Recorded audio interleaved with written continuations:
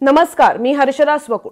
दुसऱ्या देशांनी भारताचं फक्त आणि फक्त कौतुकच करावे आणि तोपर्यंतच ते चांगले. पण त्यापुढे जाऊन दुसऱ्या देशांपैकी काहींनी जर भारतावर टीका केली तर ते देश भारताची एकात्मता धोक्यात आणतायत. सॉरी, ऍक्च्युली भारताची नाही, सरकारची का नाही, दोन्हीची गफलत केलेली चांगली. कारण सध्या तसंच पचवलं जात आहे ना सर्वसामान्यांना. तर एकात्मता धोक्यात आणतायत असं काहीसं सर्वसामान्यांवर बिंबवलं जातं. तसा एक माइंडसेट तयार केला गेलाय. भारतीय दुसऱ्या देशांच्या पंतप्रधानांवर मात्र यथेच टीका करू शकतात. म्हणजे फॉर एक्झाम्पल, जेव्हा डोनाल्ड ट्रम्प अमेरिकेच्या राष्ट्राध्यक्षपदी होते तेव्हा डोनाल्ड ट्रम्प कसे बोलतात, कसे चालतात, काय काय निर्णय घेतात यावर यथेच टीका प्रिंट मीडियातनं असो किंवा अगदी जाहीर सोशल मीडियातनं करणारे भारतीय अनेक होते. कारण तो आपल्या लोकशाहीचा भाग आहे ना, आपल्याला ते अधिकार आहेत. पण दुसऱ्यांनी कोणी आपल्यावर जर टीका केली तर बॉस ये चलेगा नाही. ऑफिशियल आपण पत्र काढूनच हे सांगतो की भारत सरकारवर टीका करणं चालणार नाही. तर अशा कुडमुड्या लोकशाहीत राहणाऱ्यांना अनेक अनेक शुभेच्छा. पण आजचा एपिसोड दुसऱ्या देशांची तुलना केल्याशिवाय पुढे जाणारच नाही आणि तो करणंही गरजेचं आहे. जेव्हा इतर देशातल्या राज्यकर्त्यांनी, त्यांच्या प्रमुख पदावर असलेल्या व्यक्तींनी, पंतप्रधानांनी, त्या देशाच्या अध्यक्षांनी कोरोनासारख्या अत्यंत गंभीर संकटाला प्रचंड लाईटली घेतलं, तेव्हा नेमकं काय झालं आणि त्याचा कसा फटका त्या देशातल्या लोकांना बसला, आणि जेव्हा त्या राज्यकर्त्यांनी अत्यंत सिरियसली कोरोनासारखा विषय अगदी पहिल्या दिवसापासून घेतला तेव्हा त्या देशाची परिस्थिती कशी वेगळी होती, याची काही उदाहरणं तुम्हाला या व्हिडिओमधनं समजावून सांगणार आहे. आता या दोन बाजूंपैकी आपण कुठल्या बाजूमध्ये मोडतो हे ठरवण्या एवढं शहाणपण सगळ्यांमध्येच आपल्यामध्ये आहे. तर आज या एपिसोडमध्ये आपल्यासोबत आंतरराष्ट्रीय विषयाचे अभ्यासक शैलेंद्र देवळणकर सर सुद्धा आपल्यासोबत असणार आहेत. Let's start. सुरुवात करूयात अमेरिकेपासूनच. जगातल्या बलाढ्य देशात कोरोनाची एंट्री झाली त्यावेळेला त्याच्या अध्यक्षपदी अत्यंत कॅज्युअल अप्रोच असलेली व्यक्ती विराजमान असल्यामुळे मुळात कोरोना जेव्हा अमेरिकेमध्ये एंट्री घेत होता तेव्हा अमेरिकेचे अध्यक्ष भारतात स्टेडियमवर होते. अमेरिकेत परतल्यानंतर ते त्यांची कारकीर्द संपेपर्यंत या सगळ्या काळात कोरोना संदर्भात त्यांचा अप्रोच हा किती कॅज्युअल होता, त्यांनी काय काय याच्याविषयी कॅज्युअली बोललेलं याची उदाहरणं देऊ तेवढी कमी आहेत. पण यातली काही उदाहरणं बघा तुम्हाला रिलेट होत आहेत का. 27 फेब्रुवारी 2020 या दरम्यान ट्रम्प हे कोरोना अंडर कंट्रोल आहे हे सातत्यानं सांगत होते. सातत्यानं विविध ठिकाणी ते हे सांगत होते की सगळं काही ठीक आहे, सब चंगासी है आणि जादूसारखा कोरोना निघून जाईल. अगदी आता एप्रिलमध्ये जेव्हा उन्हाळा सुरू होईल तेव्हा कोरोना निघून सुद्धा गेलेला असेल, कारण तापमानात वाढ झालेली असेल. आता या फसव्या आशावादी वाक्यांनी अमेरिकन्सची मनं जिंकण्याचा प्रयत्न ते करत होते, कारण त्या वर्षात होत्या निवडणुका आणि तेव्हा अमेरिकेच्या केसेस साधारण होत्या दिवसाला 20 ते 25 फक्त. पण हा आशावाद फसवा आहे हे जेव्हा अमेरिकन्सना कळायला लागलं तेव्हा अमेरिकेच्या केसेस ऑलरेडी गेल्या होत्या दर दिवसाला 80,000च्या वर.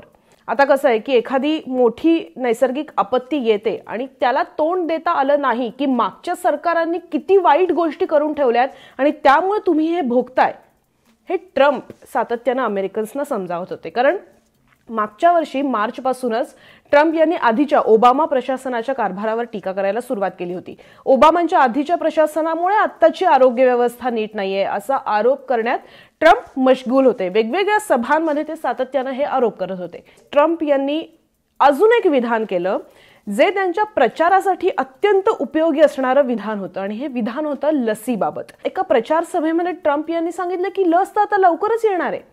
हे स्टेटमेंट ऐकल्यानंतर अमेरिकन्सना किती आनंद झाला असेल तेव्हा. पण ऍक्च्युली तेव्हा परिस्थिती अशी होती की नुकतीच फार्मास्युटिकल कंपन्यांसोबत अमेरिकन सरकारची मीटिंग झाली होती आणि त्या मीटिंगमध्ये लस डेव्हलप करायला साधारण 1 वर्षाचा काळ जाईल ही रियालिटी होती.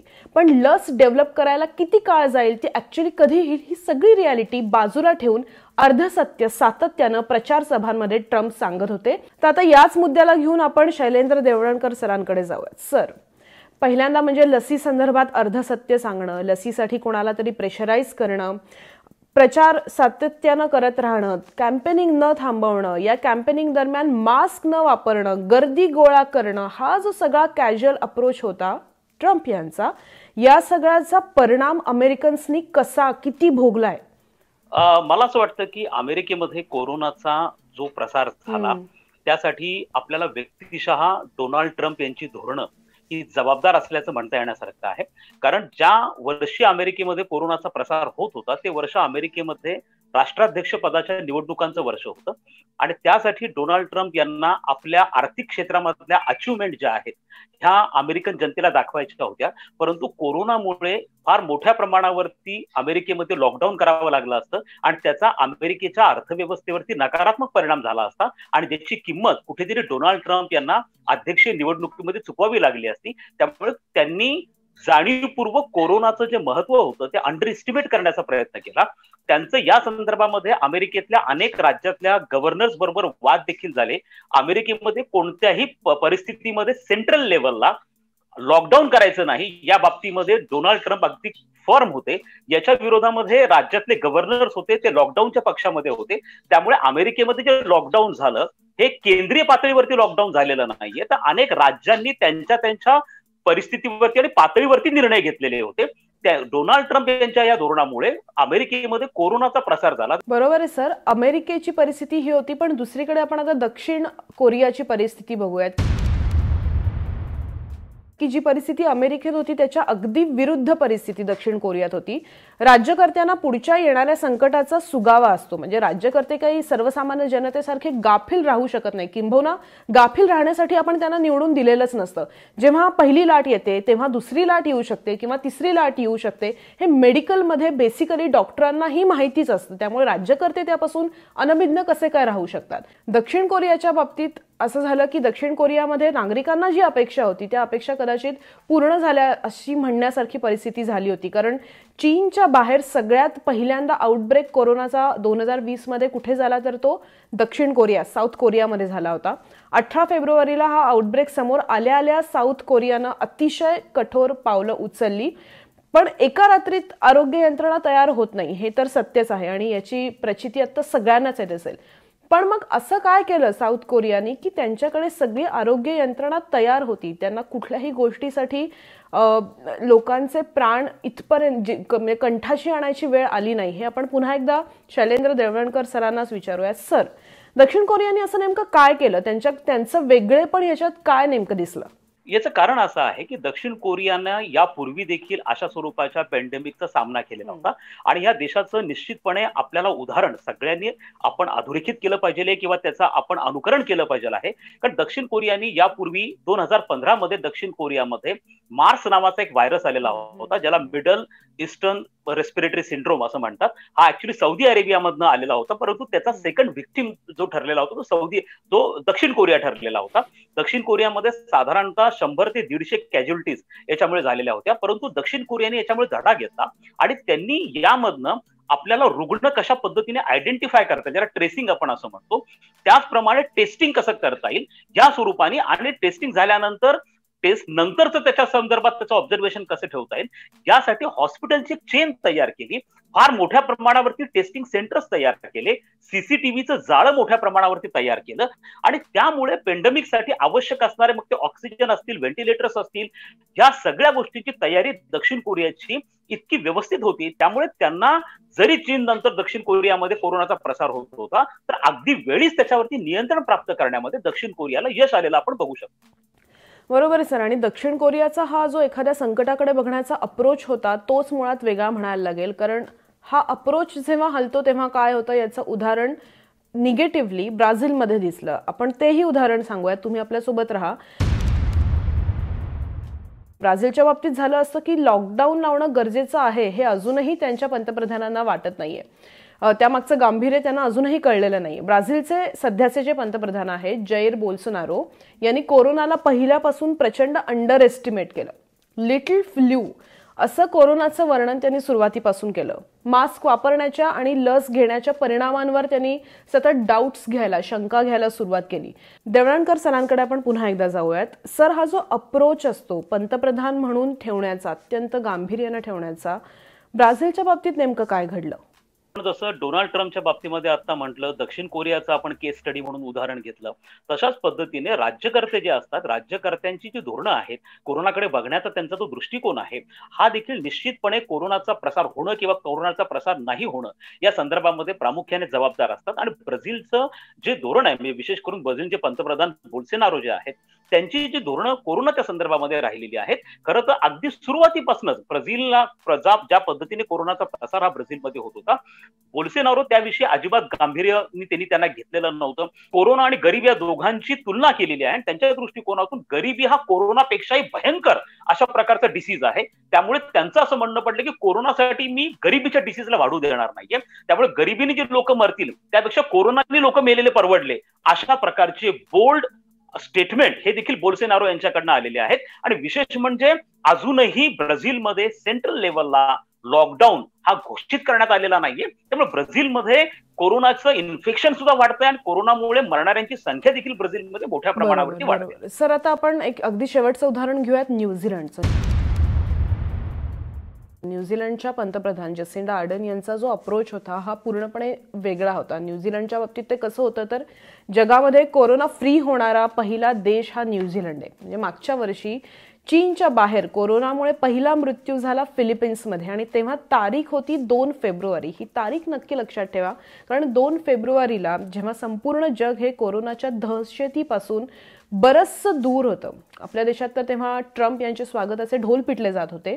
पण अशा वेळेला जेव्हा फिलिपिन्समध्ये कोरोनामुळे पहिला मृत्यू झाला, ही बातमी आल्यानंतर लगेचच न्यूझीलंडच्या पंतप्रधान जसिंडा आर्डर्न यांनी लगेचच न्यूझीलंडमध्ये चीनमधून येणाऱ्या प्रवाशांवर बंदी घातली. ऍक्च्युली तेव्हा न्यूझीलंडमध्ये कोरोनाचा एकही पेशंट नव्हता. आता या सगळ्याचा सकारात्मक परिणाम असा झाला की जेव्हा कोरोना एकदम पीकवर होता तेव्हा सुद्धा न्यूझीलंडमध्ये दिवसाला साधारण 89-90 केसेसच मिळत होत्या. अर्थात लोकसंख्या वेगळी आहे, न्यूझीलंड हा तसा बऱ्यापैकी आयसोलेटेड देश आहे, पण जर कोरोना पसरायचाच असेल तर तो कुठल्याही बेटावर कुठल्याही भूमीवर वाटेल तसा पसरू शकतो. हे कोरोनानं मागच्या 1 वर्षात प्रूव्ह केलेलं आहे.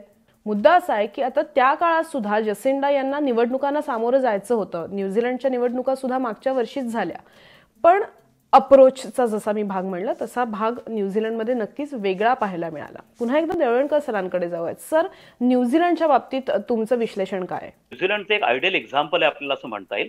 दुसरं, ज्या देशांना याची कळली होती की चायनाकडनं हा उगम झालेला आहे आणि त्याचा प्रसार देखील मोठ्या प्रमाणावरती होतोय, ज्या देशांबरोबर चीनचे व्यापारी घनिष्ठ संबंध आहेत, तसे चीनचे आणि न्यूझीलंडचे हे व्यापारी संबंध तुलनात्मक दृष्ट्या जरी आपण इतर युरोपियन देशांबरोबर तुलना केली तर ते निश्चितपणे कमी आहेत. त्यामुळे न्यूझीलंडने अगदी या बाबतीमध्ये अगदी वेळेत जी पावलं उचललेली होती ती फार महत्वाची होती. सर, खूप धन्यवाद. आज तुम्ही वेळ काढलात आणि इतकं सविस्तर विश्लेषण केलं त्याबद्दल खूप खूप धन्यवाद. धन्यवाद.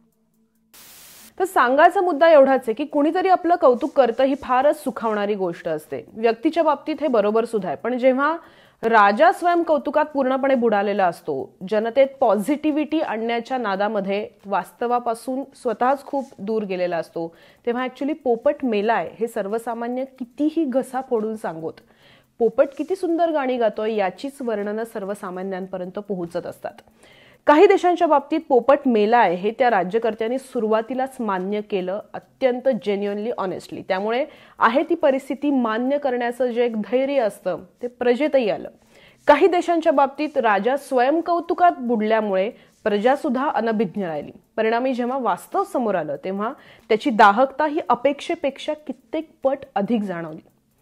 कसं आहे की थाळ्या बडवण्याच्या आवाजात कोरोनाच्या दुसऱ्या भीषण लाटेचा आवाज जर राज्यकर्त्यांना सुद्धा ऐकायला आला नसेल तर राज्यकर्ते आणि सामान्य जनता यांच्यामध्ये क्वालिटेटिव्ह काय फरक राहिला?